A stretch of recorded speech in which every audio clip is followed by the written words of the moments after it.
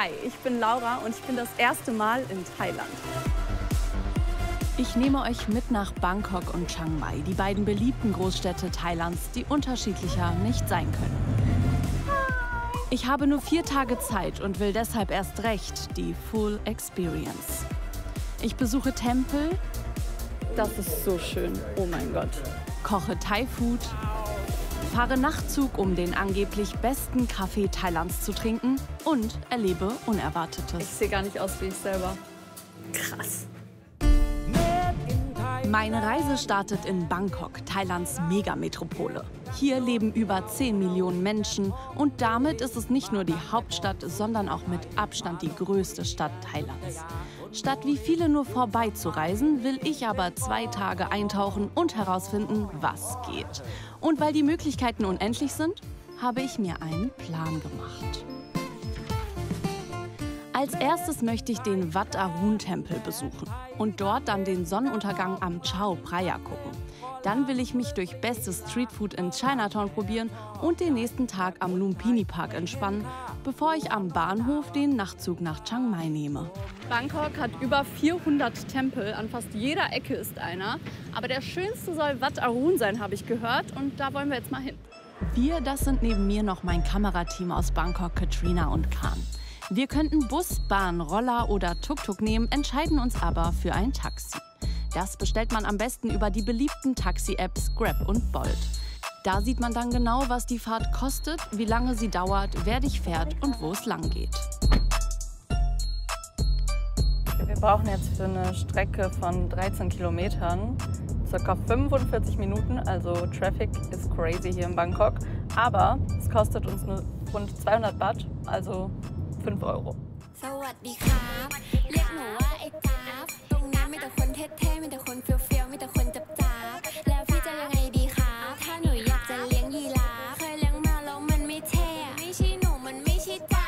Okay, wir sind zwar am Eingang, aber uns sind ganz viele Shops aufgefallen, die alle das Gleiche anbieten, nämlich Thai-Clothing ausleihen und sich zur Prinzessin verwandeln lassen. Super viele Touris machen das hier. Ich möchte das natürlich auch ausprobieren. And you want to look beautiful? Yeah. Just for a moment. Do you feel beautiful? Yes. Yeah. And, you know, be like a princess. Und auch die Locals lassen sich so eine Erfahrung nicht entgehen. Die Kleidung gehört zur thailändischen Kultur. Wir wollen Thailand repräsentieren und hoffen, dass viele Touristen diese Erfahrung machen und die Thai-Kleider tragen können. Schon ab 1000 Baht, also umgerechnet knapp 26 Euro, kann man sich traditionelle Kleidung ausleihen. Mit Make-up und Fotograf kann das auch mal etwas mehr werden, wie ich später herausfinden werde. Das sieht süß aus. Ich würde das mal probieren. Hi. Welcome. I want to rent a Thai costume. Okay, we have premium package. Do you want photographer? Yes, please. Und dann kann mein Rundum-Wohlfühl-Paket beginnen. Ich werde erst eingekleidet. Hey, what color you like? I like purple. Okay, jetzt gehen wir uns umziehen. Und dann geschminkt und frisiert. Und, bist du schon begeistert? Ich könnte mich dran gewöhnen, ehrlicherweise. Ich finde es ganz geil. Ich sehe gar nicht aus wie ich selber. Krass. Aber ich lieb's. Why do you rent Thai clothing? Memory, and we cannot wear this every day. So some special day. When do you wear, like what? Like a wedding? Yes. Mit fertigem Look heißt es dann 1 Stunde Fotoshooting in der prallen Sonne. Der Eintritt ist nicht mit im Preis. 200 Baht, die zahle ich jetzt. Aber die Thais, die dürfen hier einfach kostenlos durch. In meinem Premium-Paket ist auch ein Fotograf enthalten. Mich shootet heute Paul. Und der hat's ganz schön in sich. 1, 2, 3. Good. Move to the center. Okay. Ich werde schon wieder gerufen. And left hand. It's like. Okay. And then look at. Nice. Good. Okay. Get one more. Es ist so warm. Yeah. So hot. Ja. I can say almost 40 Celsius. Ich krieg genau gesagt, wie ich die Hände halten muss. Ich habe schon Angst, was falsch zu machen, aber ich glaube, auf den Fotos wird es ganz cool aussehen. Und ich behalte recht. Fertig! Das hat ungefähr 80 € jetzt gekostet, aber die Erfahrung war wirklich unbezahlbar. Nach so viel Zack-Zack will ich jetzt etwas entschleunigen. Und vom Tempel selbst habe ich beim Fotoshooting ehrlicherweise auch zu wenig mitbekommen. Um jetzt den perfekten Schuss vom Tempel zu bekommen, fahren wir einmal mit dem Boot rüber. Das kostet pro Person 14 Cent, also 5 Baht. 3 people? 3? Denn Wat Arun liegt direkt am Fluss, dem Chao Phraya. Von der gegenüberliegenden Seite kann man einen unfassbar schönen Blick am Ufer genießen. Das wissen auch einige andere hier.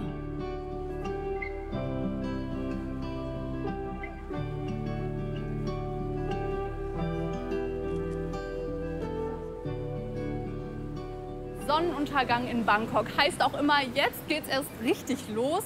Vor allem die Nachtmärkte pulsieren und wir wollen auf einen der bekanntesten in Chinatown, Yaowarat. Für ein ganz besonderes Feeling und weil es ein Must-Do in Thailand ist, fahre ich dieses Mal mit einem Tuk-Tuk.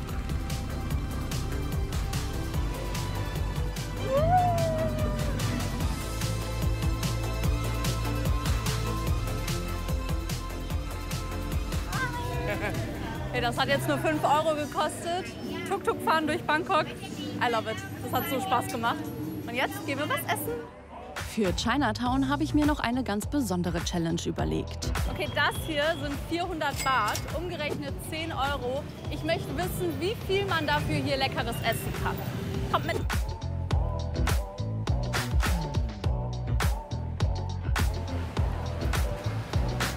cool aus.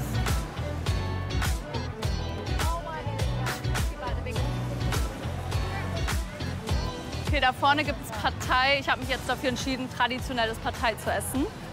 Mal sehen, wie gut das ist. Und es kostet nur 80. Das kriegen wir hin. Pad Thai with Chicken.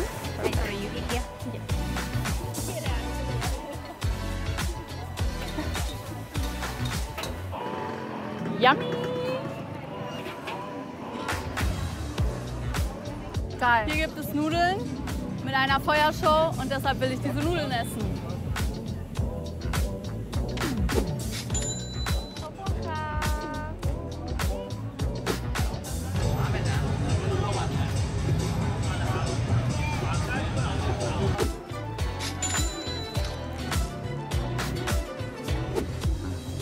Okay, das ist Kokosnusswasser mit Eis und das Pinke hier, das ist Wasserkastanie. Noch nie probiert, sehr lecker. Mango Sticky Rice, ein großer Hype. Und jetzt will ich wissen, was hinter dem Hype steckt. Ach, das sieht so geil aus.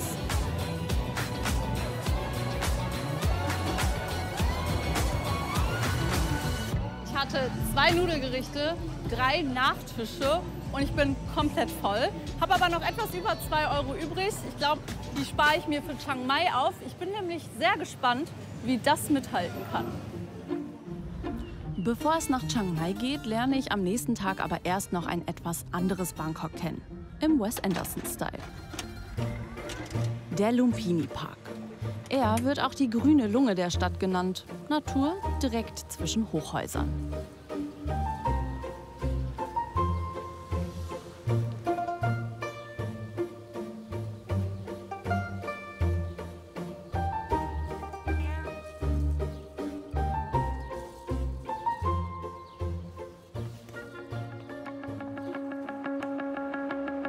Hier am Hauptbahnhof wartet mein Nachtzug nach Chiang Mai. Okay, ich bin mega aufgeregt. Wir suchen gerade unser Abteil. Das ist mein erster Nachtzug überhaupt. Dann auch noch in Thailand. 13 Stunden, 700 Kilometer ab in den Norden. Let's go! Wo müssen wir denn hin? Ah! Wir schlafen heute in der 2. Klasse für rund 30 €. Das ist mein Sitz und mein Bett. Ich bin gespannt, wie das funktionieren wird, aber ich finde es eigentlich ganz gemütlich. Direkt zu Beginn der Zugfahrt wählen wir das Abendessen aus und auch schon das Frühstück für den nächsten Morgen. Alles kein Muss, denn es ist nicht inklusive. Aber mit 5 € pro Gericht preislich echt fair. Klein und fein, wie eine normale ICE-Toilette, würde ich sagen. Eigentlich ganz praktisch.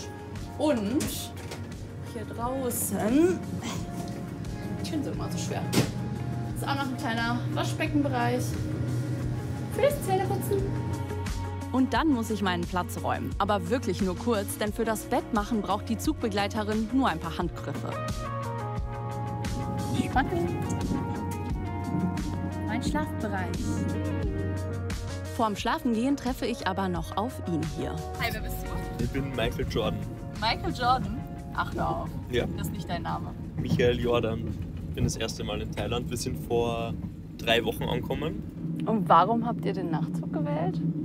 Ja, es ist ein bisschen gemütlicher, als mit dem Moped bis nach Chiang Mai zu fahren. Inlandsflüge sind schon ein bisschen... Außerdem ist Nachtzug chilliger und billiger. Billiger stimmt nicht ganz. Ein Flug kostet im Durchschnitt nämlich auch nur 30 €, zuzüglich Gepäckkosten. Dafür fliegt man allerdings nur 1,5 Stunden statt der 13 Stunden Fahrt. Aber klar ist, die Zugreise ist natürlich wesentlich klimafreundlicher. Guten Morgen. Um 6 werden die Betten gemacht. Deshalb musste ich jetzt aufstehen. Ich habe echt ganz gut geschlafen. Also ich war immer mal wieder wach, aber bin relativ schnell wieder eingeschlafen. Und ansonsten war das Licht die ganze Nacht an. Das war ein bisschen nervig, aber es war okay. Und es ruckelt und es ist ein bisschen laut. Nachts zu kalt. Angekommen! Ist auf jeden Fall ein kleinerer und weniger moderner Bahnhof als in Bangkok. Aber irgendwie hat das ein bisschen mehr Vibe. Chiang Mai ist die zweitgrößte Stadtregion Thailands. Mit rund 130.000 Einwohnern im Stadtkern ist sie zwar deutlich kleiner als Bangkok, aber dadurch nicht weniger spannend. Und so stelle ich mir die Zeit in Chiang Mai vor. Ich möchte unweit der Altstadt einen Kaffee auf der dafür bekannten Nimana Herminda Road genießen, den Tempel Wat Phra Dat Doi Kham erleben und in Sarafi einen Thai-Kochkurs mitmachen, mitten im Grün. Wir haben ungefähr 9 Uhr, das heißt perfekte Zeit für einen Kaffee und zufälligerweise soll es in Chiang Mai den besten Thailands geben. Wir werden es herausfinden. Die thailändische Kaffeehauptstadt. So wird Chiang Mai auch gerne genannt. Seit Jahrzehnten wird hier hochwertiger Arabica angebaut. Ideales Klima, Höhenlage und fruchtbare Böden schaffen optimale Bedingungen für den Kaffeeanbau. Das Café Pho Hait haben wir zufällig auf Social Media gefunden. Schöne Aussicht. Geil. And what coffee would you recommend getting to have the full experience of the Chiang Mai bean? Okay, the signature is La La Land, and the La La Land is dirty with a Longan syrup. The Longan is a local food. Yes, and we use the Thai bean. Okay. Yes, it's very good. Okay, I will try that one. Thank you.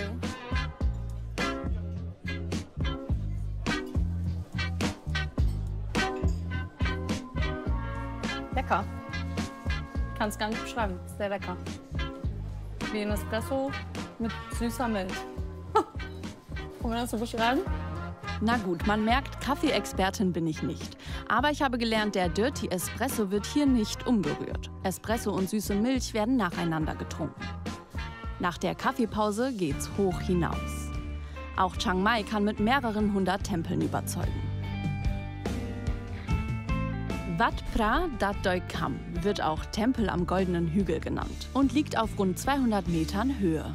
Das Highlight ist ein 17 Meter hoher sitzender Buddha. Kleiner Tipp, ihr braucht ein Cover-Up für eure Schultern, sonst kommt ihr nicht rein. Und auch die Knie müssen bedeckt sein. Das Coole hier ist, es ist kostenlos, nicht wie in Wat Arun. Und es wirkt wesentlich traditioneller als der Tempel in Bangkok.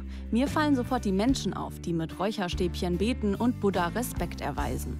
Ein gewöhnliches Ritual bei Buddhisten. Und den Thais ist es wichtig, dass auch Touristen Respekt zeigen. Mir hilft dabei meine Kollegin Katrina. Here we can take the incense sticks, and then you come here to light up the incense sticks. Yeah, we have to take off our shoes here. Yeah, kneel down. Namo Tassa. Ehre sei dem Erhabenen, dem Vollendeten, dem vollkommen Erwachten. And after repeating that 3 times, we can make a wish.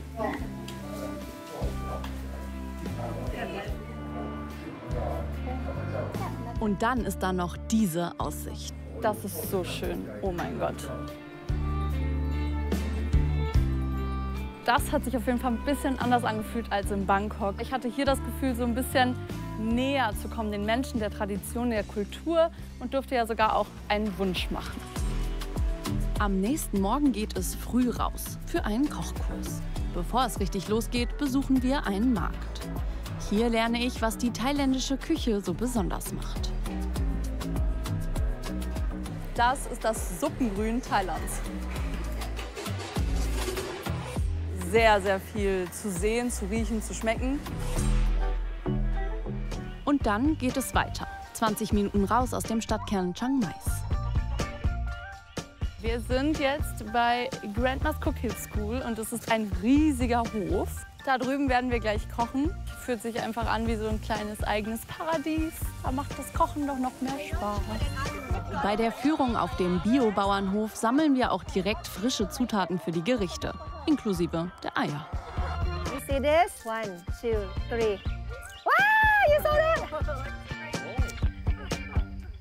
Chanel. Pick one of the curries you want to do today. Thank you so much. And feel like we are friends together, yeah? All right. Ich muss noch ein bisschen Gas geben. Laura. Perfect. Thank you.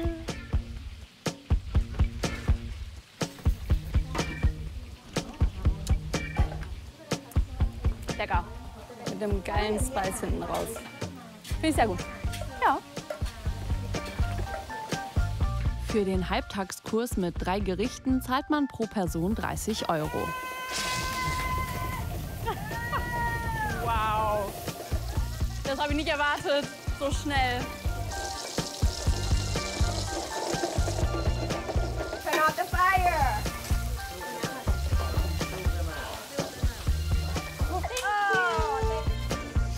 Sieht das authentisch aus. Also falls ihr euch erinnert, in Chinatown hatte ich mein erstes Pad Thai. Jetzt habe ich mein erstes Pad Thai selber gemacht und ich muss sagen, es kommt nicht ganz daran. Ich habe vielleicht ein bisschen zu lange in den Wok gelassen, aber für mein erstes Pad Thai würde ich sagen, mega. This is the lunch, chef. Thank you so much, chef. Now you have no choice. 4 Tage Thailand, 2 Tage Bangkok, 2 Tage Chiang Mai, verbunden durch einen Nachtzug. Ich hatte wirklich eine mega, mega gute Zeit. Ein Highlight nach dem anderen. Ich wollte zeigen, was man aus einem 4-Tage-Abstecher in die beiden beliebten Großstädte Bangkok und Chiang Mai alles rausholen kann. Mir haben 2 Tage in den jeweiligen Städten erstmal gereicht, denn ich habe gelernt, bei der Reise kommt es nicht auf die Zeit an, sondern auf die Momente. Jetzt will ich aber natürlich wissen, welche Stadt hat euch denn am besten gefallen und habt ihr Tipps für die jeweiligen Locations? Dann schreibt sie doch gerne unten in die Kommentare.